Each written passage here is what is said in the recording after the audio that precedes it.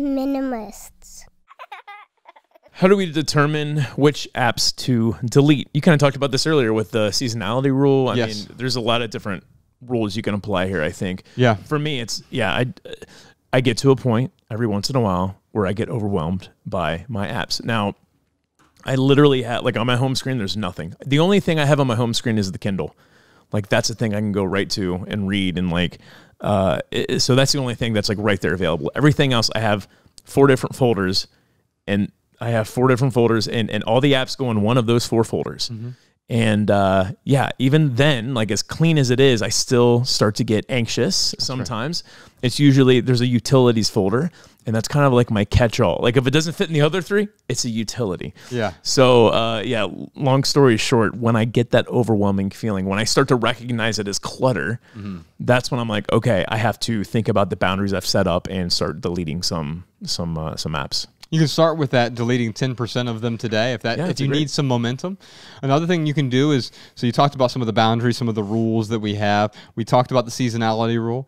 The just-in-case rule, if you're holding on to any of those just in case, then let go of those apps immediately. You can always re-download them. Yes. Yeah. Yeah, and guess what? Once they're out of the way, the thing about the just-in-case rule is you almost never go back to those things you're holding on to just in case. Yeah. The just-for-when rule, so I'll give you a couple examples on that. We have, like, I have not flown on an Alaska flight in the last 90 days, and I don't think I'll be doing it in the next 90 days, although with tour, it may happen. Yeah. And so if... I know I'm going to use Alaska at some point again, and so I just expand the seasonality rule for me to be 1 year on something like that. And then there's the emergency item rule, which applies less to apps, but maybe there's some sort of emergency app that you're going to have access to.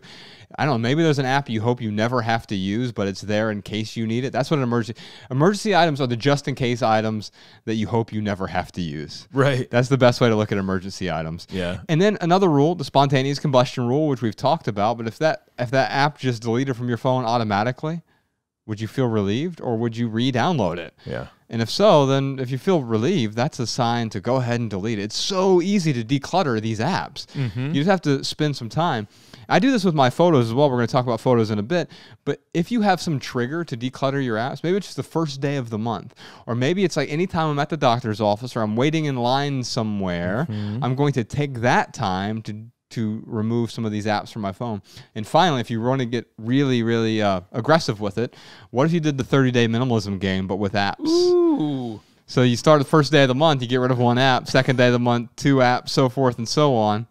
And if you make it to the end of the month, you would have gotten rid of about 500 apps. Yes, which I guess maybe some people have that many apps. Yeah. Oh, wow. Play that with a friend or a family member, and that's where I'm going to start.